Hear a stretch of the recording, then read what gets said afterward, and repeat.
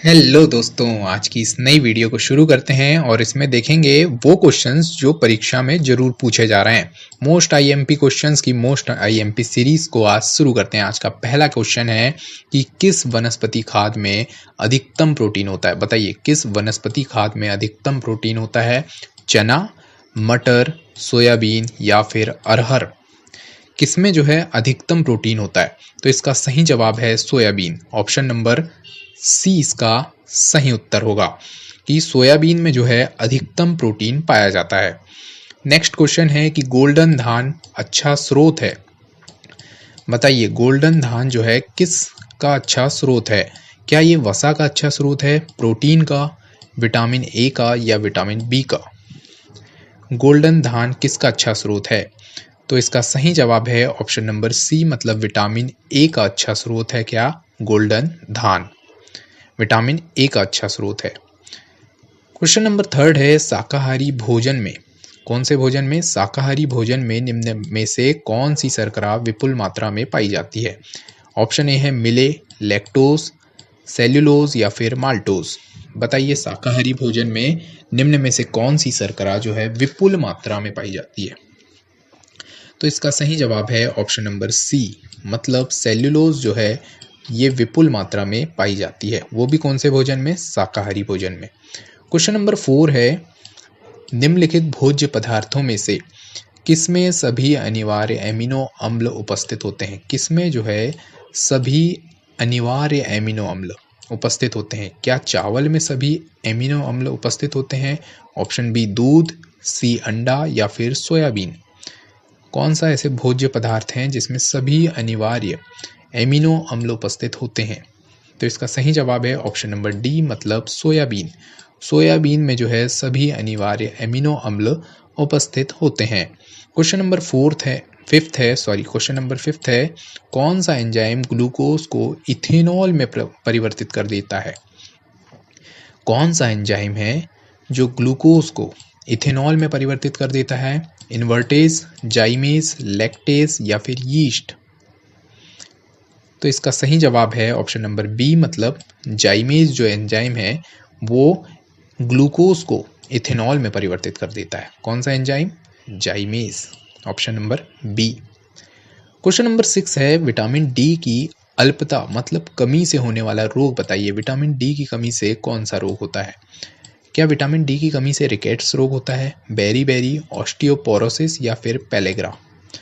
Vitamin B और vitamin pellagra ये दोनों विटामिन बी, ये बी1 की कमी से बेरी बेरी और बी3 नियासिन पेलेग्रा रोग होता है। ऑस्टियोपोरोसिस इसका सही उत्तर नहीं होगा, ये हड्डियों में होता है। और विटामिन डी की कमी से जो है रिकेट्स रोग होता है। कौन सा रोग होता है? रिकेट्स रोग।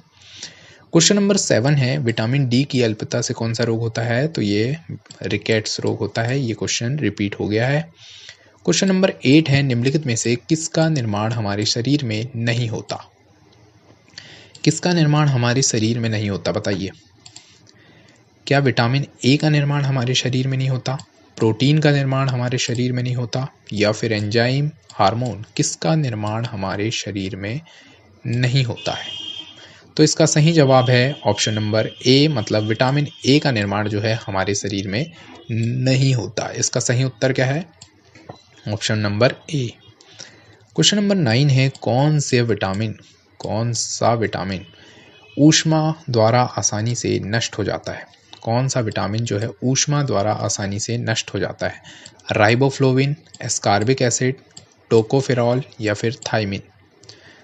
कौन सा विटामिन जो है ऊष्मा द्वारा आसानी से नष्ट हो जाता है? तो इसका सही जवाब है एस्कॉर्बिक एसिड।